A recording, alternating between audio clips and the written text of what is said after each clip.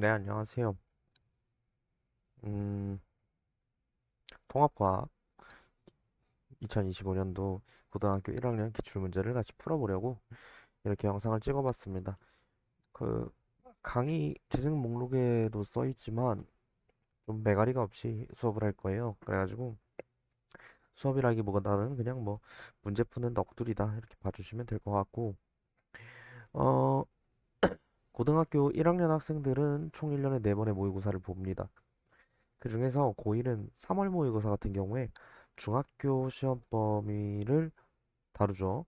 그렇기 때문에 거기는 빼고 그 다음에 이제 통합과 시험 범위가 들어가기 시작하는 이 6월 모의고사 문제부터 저랑 같이 한번 25문제 재밌게 풀어보시면 좋을 것 같습니다.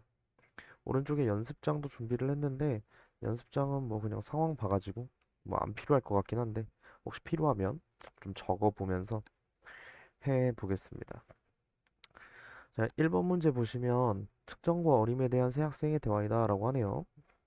측정은 질량, 길이 등의 기준이 되는 양과 비교하여 수치와 단위로 나타내는 활동이야. 뭐, 딱 봐도 맞는 말 같죠? 착한 학생입니다. 측정을 할 때는 저울, 자 등의 도구를 활용할 수 있죠. 어림을 통해서 대략적인 질량이나 길이 등을 추정할 수도 있습니다. 어림이라는 게 꼭 나쁜 건 아니에요. 그래가지고 정답 5번 다 맞는다. 이렇게 보시면 간단하게 풀 수 있었고, 음, 자, 2번 문제로 넘어가 봅시다. 네, 이번 문제 제임스 웹 우주 망원경이다. 뭐 그게 그렇게 중요한 얘기는 아닌 것 같고요. 제임스 웹 우주 망원경에는 뭐 거울 18개를 이어붙인 거대한 주경이 달려 있답니다. 지름은 6.5m래요. 지름이 미터를 쓰고 있으니까 길이에 해당하겠죠. 그리고 직광 면적은 25제곱미터에 이른다. 미터를 2번 썼으니까 유도량이라고 볼 수 있겠습니다. 구체적으로는 넓이죠, 넓이. 제임스의 우주망원경은 그러니까 졸라 큰 세상을 보려고 쓰는 거란 말이에요. 그렇기 때문에 거시, 미시가 아니라 거시 세계를 관측하는 데 사용한다. 그래서 다 맞구나. 이렇게 보시면 되겠습니다. 근데 이거 한 번에 다 못 지우나요? 음, 한 번에 다 지우면 좋겠는데. 뭐 아무튼 3번 문제 한번 볼게요. 3번 문제 보시면 길이를 측정하는 다양한 사례를 나타낸 것이다 그랬는데 지구에서 레이저를 쐈습니다. 당연히 빛의 속력을 이용한 거겠죠. 그래서 기억은 맞다 이렇게 보시면 되겠고 그다음 원자 힘 현미경을 사용하면 원자의 크기를 측정할 수 있다 그랬는데 당연히 지구에서 달까지 거리 측정하는 거랑 탄소 원자의 크기 측정하는 것 중에 뭐가 더 클까요? 좀 가가 더 클 거 아니야? 상식적인 소리잖아요. 그러니까 니은은 틀린 말이다 이렇게 보실 수가 있겠고 그다음에 GPS 같은 경우에는 수신기의 위치를 파악하여 시간 차이를 이용해서 이동 거리를 측정한다는 건데 정밀한 측정을 위해 정확한 시간 측정이 중요하겠죠. 그래서 정답은 3번이다. 뭐 그런 느낌으로 봐주시면 될 것 같습니다. 자, 그 다음에 선생님과 지울 필요가 없네요. 4번 문제 볼게요. 가에스타는 자연에서 일어나는 현상을 나타낸 것이다 그랬어요. 낮 동안의 태양의 위치 변화를 이용해서 뭐 해시계를 구현했겠죠. 그다음에 사람의 심장 박동을 국제 공통 시간 표준으로 할 리가 없죠. 시간 측정 표준은 세슘 원자 시계를 씁니다. 그래서 가를 이용한 시간 측정이 세슘 전자기파의 진동보다 더 정확할 순 없겠죠. 그래서 1번부터 4번까지 모두 그냥 상식이 있으면 맞출 수 있는 문제였다. 이렇게 봐주시면 될 것 같습니다. 자, 다음 문제로 넘어가 볼게요. 자, 이제 5번 문제 같은 경우에는 당뇨병에 대한 이야기라고 합니다. 그래서 당뇨병은 혈중 포도당 농도가 정상보다 높아서 오줌에서 포도당이 섞여 나오는 질병이다라고 되어 있는데 인슐린의 분비가 부족하거나 작용을 제대로 못하면 당뇨병이 발생한다라고 합니다. 8시간 이상 공복 후에 측정한 혈중 포도당 농도가 126mg per 데실리터 이상은 당뇨병 진단 기준 중에 하나이다. 그렇게 써 있네요. 인슐린이 뭡니까? 이게 단백질이라고 써 있잖아요. 단백질의 기본 단위는 아미노산이죠. 그리고 니은에는 측정 표준이 쓰였습니다. 밀리그램 퍼 데시리터. 밀리는 10의 마이너스 3제곱이죠. 데시는 10의 마이너스 1제곱이고요. 그렇게 안 쓰고 그램 퍼 리터로 썼으면 아마 보기가 되게 불편했을 겁니다. 그리고 밀리그램 퍼 데시리터는 이 밀리 데시를 떠나서 질량을 부피로 나눈 거잖아요. 그럼 기본량이 아니라 유도량이구나. 그렇게 체크를 해주시고 정답 3번이구나. 이렇게 봐주시면 좋을 것 같습니다. 다음으로 넘어가 볼게요. 자, 6번 보시면은 스마트폰으로 측정한 소리를 나타낸 것이다. 이 데시벨 있네요. 도로에서 발생한 소리 자체는 디지털이 아니라 아날로그겠죠. 근데 스마트폰에서 그거를 그래서 전기, 디지털 신호로 바꾸는 그런 기능이 있습니다. 그런 걸 우리가 센서라고 말을 하는 거죠. 그 다음에 디귿 보시면 데시벨은 소리의 세기의 단위가 맞습니다. 그래서 정답은 니은 디귿 4번이구나. 이렇게 체크를 해주시면 되겠고요. 7번도 보시면 자연에서 발생한 신호예요. 가는 아날로그 신호가 되겠죠. 근데 반면에 나 같은 경우에는 전기 신호로 바꾸니까 디지털 신호가 되겠고, 음, 불연속적이죠. 이게 부드럽지 않고 뚝뚝뚝뚝 끊어진다. 그래서 가는 당연히 맞는 말이고요. 그리고 불연속적인 신호이므로 나는 니은은 틀린 선지가 됩니다. 그리고 나가 가보다 전송 과정에서 손상되기가 쉽지 않죠. 아날로그는 손상이 잘 되지만 디지털은 잘 안 돼서 저장에 용이합니다. 그래서 우리가 7번 정답 1번이다 이렇게 봐주시면 되겠어요. 제 생각에는 아마도 고등학교 2학년 때까지도 통합과학에서 이 단원 파트는 쉬운 기조로 유지를 하다가 또 수능철쯤 되면 3학년 때쯤 갑자기 또 어렵게 되고 그러지 않을까 그런 생각이 좀 듭니다. 자, 8번 문제 볼게요. 빅뱅 이후 초기 우주의 모습을 나타낸 것이다 그랬어요. A 보시면 대충 양성자, 중성자 만들어질 때 같고요. B는 대강 보시면 이제 전자가 결합을 해서 원자가 생기고 있구나. 뭐 그 정도 봐주시면 될 것 같습니다. 우주의 온도는 미래로 갈수록 계속 작아져요. 그렇기 때문에 B에서 더 높은 그런 이상 세계는 없습니다. 그리고 이제 A에서는 이제 양성자, 중성자가 만들어졌는데 무슨 헬륨 원자에게 만들어지겠어요? D는 틀린 말이 되겠고, 어, B에서 수소 원자랑 헬륨 원자가 만들어진 건 맞죠? 그래서 정답은 2번이다. 쉽게 체크를 해주시면 되겠습니다. 자, 9번 문제 보시면요. 스펙트럼인데 또 착한 학생 찾는 문제네요. 고온의 광원이 저온의 기체를 통과했으니까 얘는 흡수 스펙트럼이고 고온의 헬륨 기체가 분광기 통과했으니까 방출 스펙트럼인데 씨발 겹치네? 그러면 저 기체에는 헬륨도 들어있겠구나. 기억은 흡수 스펙트럼이고 X에는 헬륨이 존재합니다. 즉 별의 구성 원소를 알 수 있어서 정답은 4번이 되겠죠. 넘어갈게요. 자, 10번 보시면 태양계 형성 과정이래요. 태양계 성운이 회전하며 수축한다. 태양계 지구에는 우라늄이 있죠. 철보다 무거운 원소가 있습니다. 즉 태양계 성운은 최초의 초신성 폭발로 만들어져야 됩니다. 기억 맞는 선지가 되겠고 이후에 중심부에는 원시 태양, 주변부에는 원시 원반이 형성된다. 그렇게 나왔고 원시 원반에서 원시 지구 비롯한 원시 행성이 형성이 되었다라고 했습니다. 계속 볼게요. 성운의 중심부 온도는 점점 높아졌겠죠. 계속 수축하는데 어떻게 낮아지겠습니까? 니은은 틀린 거고 미행 성체들이 충돌하면서 계속해서 성장했죠. 원시 지구 역시.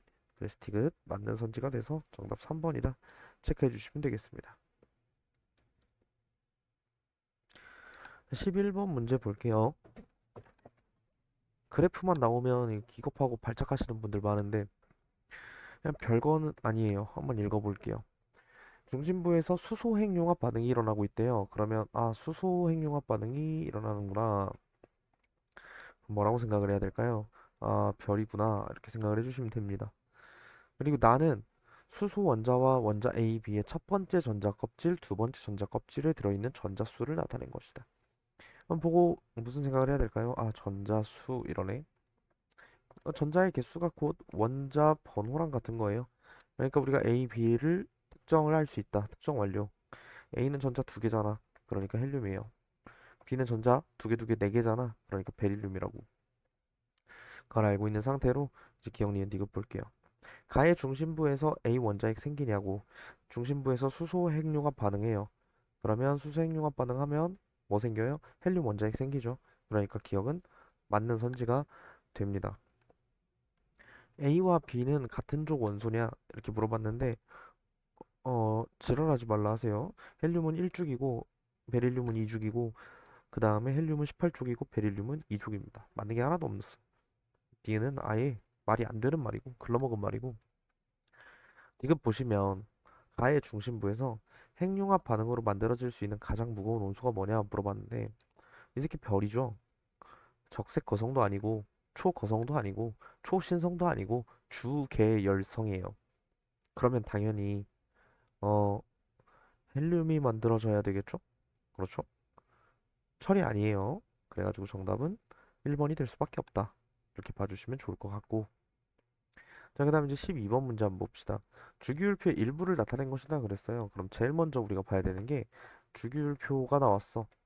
그러면 적어도 되고 머리로 봐도 되는데 기본적으로는 저 새끼가 뭔지 알아야 돼. 그래가지고 X는 리튬이구나. 또 수소라고 쓰는 이상한 사람들 있어요. 안 돼요. 그리고 Y는 염소죠. 이렇게 적어 놓은 상태로 생각을 해봅시다. 자, 기억 보시면 X랑 O가 2대 1의 개수비로 결합을 하는가라고 말을 했어요. 그러면 이제 X가 리튬인데 1족이니까 어 리튬 플러스가 되겠죠? 근데 반면에 산소는 E 마이너스가 돼야 된단 말이에요. 그렇기 때문에 리튬이 두 개 있어야 전하량이 맞습니다. 2대 1 맞는 선지가 되겠고. 자, Y2는 상온에서 특유의 색을 띠느냐라고 했는데 Cl2 이 새끼 뭐죠? Cl2 할로젠이잖아. 할로젠은 F2, Cl2, Br2, I2 모두 다 특유의 색이 있어요. 그렇기 때문에 니은도 맞는 말이구나. 이렇게 봐주시면 되겠고요. 그리고 마지막으로 O는 지각과 생명체를 이루는 주요 원소이다. 외워볼까요? 지각은 산규활철 칼나칼마, 산소, 규소 이렇게 갑니다. 생명체도 외워볼까요? 산탄수질, 산소, 탄소 이렇게 갑니다. 주요 원소 맞네요. 그러면 다 맞나요? 5번이 되겠죠. 자, 그 다음 13번 볼게요. 보시면 다음은 원소 X에 대한 자료다 그랬는데 X가 3주기래. 그러면 세 번째 줄이구나 이렇게 봐주셔야 되겠고 그리고 고체 X는 물과 격렬히 반응한대요. 그러면 알칼리일 가능성이 높겠구나. 쇠기를 박았죠. X 플러스랑 Cl 마이너스가 정전기적 인력으로 결합하고 있다. 그러면 3주기 1쪽 나트륨이 되겠죠. 소듐이라고 하셔도 되고 찾으시면 됩니다. 누군가요? 하나, 둘, 셋, 2번이죠. 이렇게 체크를 하고 넘어가 주시면 되겠습니다. 14번을 보니까 문제가 기네요. 살짝 줄였어요. 14번 문제 한번 읽어보시면 물질 A와 B의 전기 전도성을 알아보기 위한 실험이다 라고 했어요.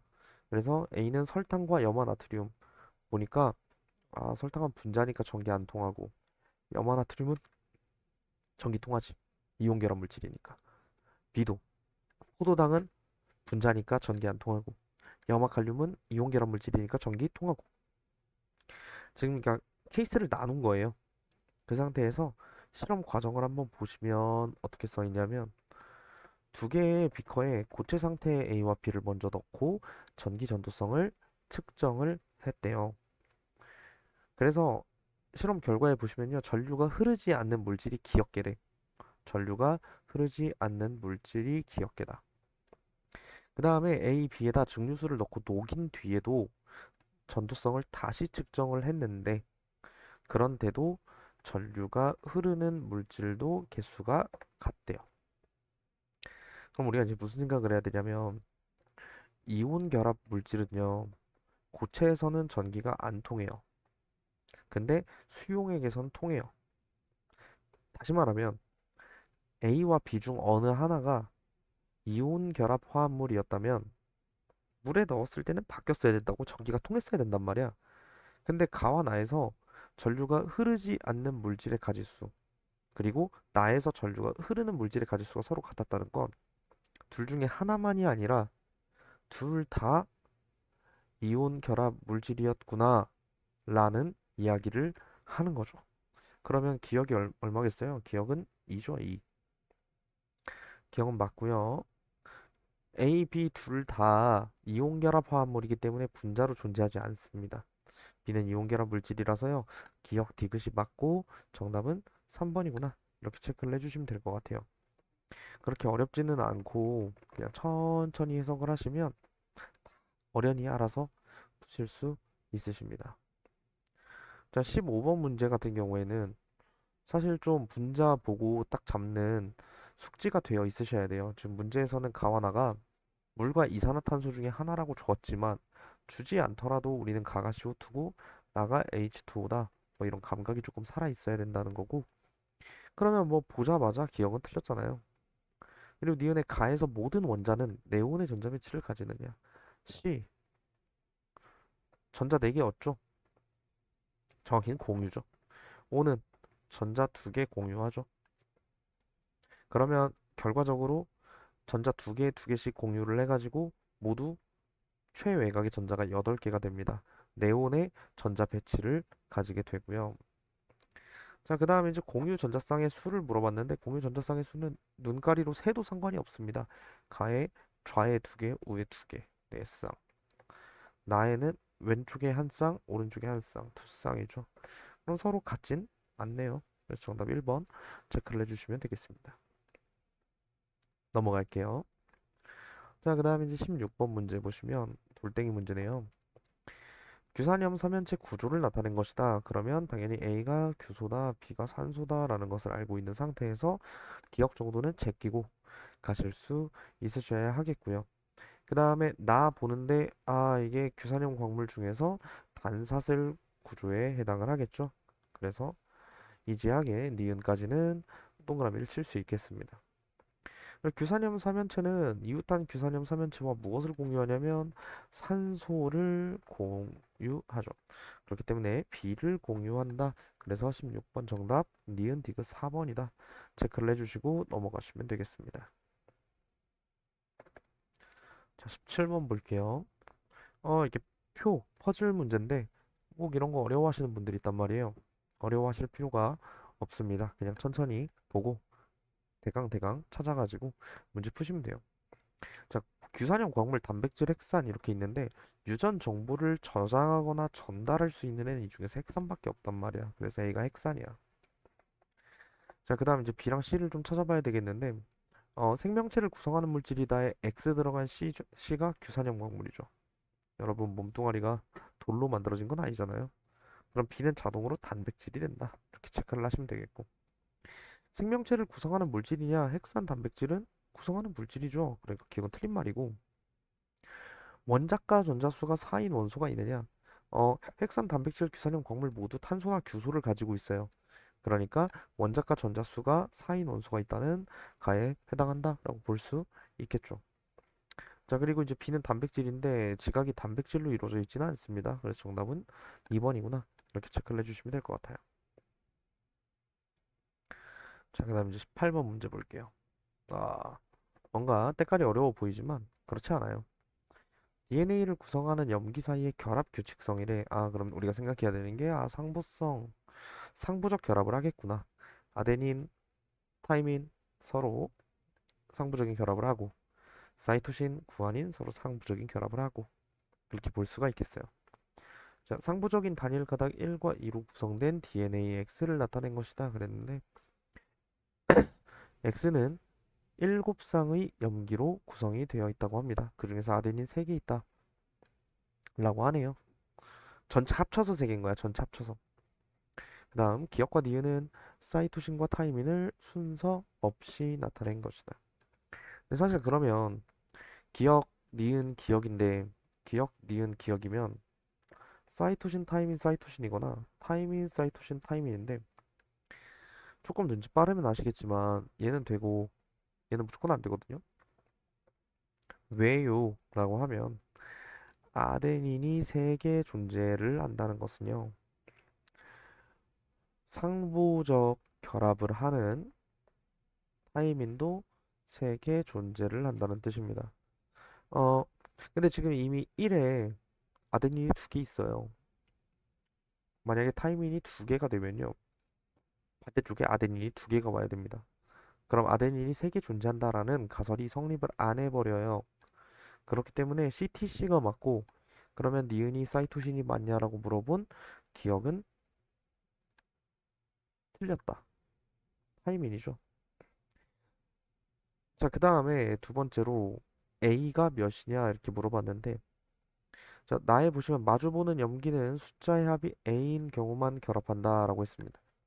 문제에 보시면 1, 2, 3, 4인데 서로 상부성을 띠기 때문에 아데닌이랑 구아닌이랑 사이토신이랑 타이민 사이에는 이제 일련의 관계가 성립을 해요. 이게 무슨 말이냐면 지금 이제 니은 같은 경우에 니은이 타이민이잖아요. 그러면 아데닌이랑 타이민의 개수 합이랑 구아닌과 사이토신의 개수 합이 서로 같아야 돼요. 그게 얼마여야 되냐면 5이다 이렇게 보시면 되겠죠.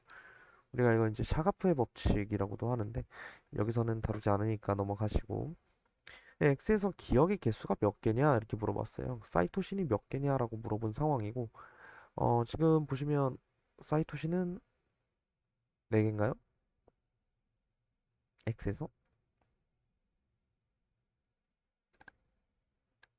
4개죠? 그래가지고 정답 4번 체크를 해주시면 될 것 같습니다. 넘어갈게요. 19번에 태양 전지판을 나타낸 것이다 라고 했고 태양 전지판은 당연히 반도체를 이용하여 제작을 합니다. 그리고 전기 저항은 피복이 전기 저항이 커야 되겠죠. 구리 도선이 크면 전기가 안 통해요. 그리고 피복에 자유전자가 많으면 안 되죠. 감전됩니다. 그래서 정답은 1번이구나 이렇게 체크를 해주시면 되겠고 자, 20번에 단백질 X의 구조를 나타낸 것이다. 이것도 한번 봐볼게요. X, 단백질에는 펩타이드 결합이 있습니다. 기본 단위는 아미노산이고 뉴클레오타이드가 아니죠. 단위체의 종류와 배열 순서에 따라 입체 구조가 결정이 되어집니다. 그렇기 때문에 우리가 3번 체크를 하고 넘어가면 되겠어요. 가는 규소래요. 나는 규산염 광물이래요. 가와 나에는 공유 결합이 있습니다. 그렇죠? 공유 결합 물질이고 당연히 규산염 광물에는 규소가 있겠죠. 그러니까 가를 얻을 수가 있습니다. 규소는 반도체 소자의 재료로 사용이 되니까 정답이 5번이구나. 이렇게 체크를 해주시면 되겠고. 자, 22번으로 넘어가 볼게요. 지구 시스템을 구성하는 권역 간의 상호작용을 표는 A에서 C의 예시를 나타낸 것이다. 기권, 수권 중 하나이다. 이러네요. 바람에 의해 해류가 발생하는 건 기권과 수권 사이의 상호작용이죠. 바람과 물이잖아요. 비 같은 경우에는 광합성 과정에서 대기 중 이산화탄소라고 했으니까 아, 기권과 생물권 사이의 상호작용이다라는 것을 알 수가 있고 그러면 우리가 확정이 났지. 1이 수권이고 2가 기권이다. 이렇게. 자, 그다음에 C 같은 경우에는 그렇기 때문에 직권과 수권 사이의 상호작용이란 말이에요. 일단 문제를 좀 볼게요. 1은 기권이다라고 했는데 틀렸죠. 기억은 이의 탄소량을 감소시키는 요인이다 이렇게 말을 했는데 기권에 있는 탄소는 대부분 이산화탄소의 형태로 존재를 합니다. 광합성을 하게 되면 대기의 이산화탄소의 량이 감소하겠죠. 자, 지진에 의해서 해일이 발생한다라고 했습니다. 그러면 직권과 수권의 상호작용이 되겠고 가에 해당하는 게 맞죠? 그렇죠? 그래서 정답은 4번이다 이렇게 체크를 해주시면 될 것 같아요. 얼마 안 남았습니다. 23번 보시면요. 지구 시스템에서 일어나는 탄소 순환의 일부를 나타낸 것이다 그랬어요. 화석 연료가 연소되면 탄소는 기권으로 이동하겠죠. 그리고 일부가 물에 용해가 되면요. 탄산 이온의 형태로서 바다에 녹게 됩니다. 탄소가 순환할 때는 당연히 에너지도 함께 흐르게 되겠고 정답은 5번이구나 체크를 해주시면 되겠죠. 자, 판의 경계에 위치한 A에서 C를 나타낸 것이다 라고 했습니다.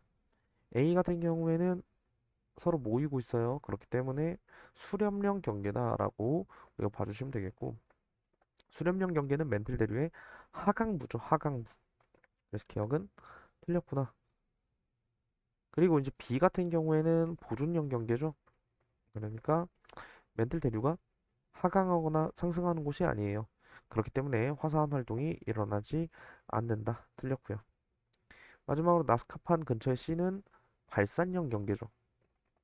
발산형 경계고 여기서는 판이 생성되는 렌틀 대류의 상승부가 됩니다. 그래서 정답은 2번이구나. 이렇게 보시면 되겠고요. 네, 25번 문제 볼게요. 어느 지역 화산 폭발에 대한 자료인데 화산이 폭발해서 화산재가 인근 공항을 폐쇄시키고 용암은 주거 지역에 도달해 주민 피해가 발생했다. 그러니까 직권에서 일어난 변화가 일상생활에 영향을 미친 사례라 볼 수 있겠고요. 화산재 때문에 태양 복사 에너지가 감소해서 온도가 떨어졌겠죠. 화산 폭발 에너지는 지구 내부 에너지가 밖으로 빵 터지면서 발생을 하는 케이스입니다. 그래서 정답은 5번이다. 이렇게 체크를 해주시면 될 것 같아요. 뭔가 천천히 설명을 해갖고 시간이 좀 오래 걸린 것 같은데 실제로 그렇게 많이 어려운 내용은 아닌 것 같습니다. 찍으면서 느꼈는데 마우스로 클릭을 하면서 하니까 글씨도 안 예쁘고 생각보다 불편하네요. 그래가지고 어떻게 좀 좋은 방법이 없을까 앞으로 생각을 한번 해보겠습니다. 뭐 영상을 보신 분들께 큰 도움이 되지는 않았을 것 같은데 그래도 지금 이 목소리를 듣고 계시다면 영상을 끝까지 시청해 주셔서 감사합니다. 다음 영상에서 또 뵙겠습니다.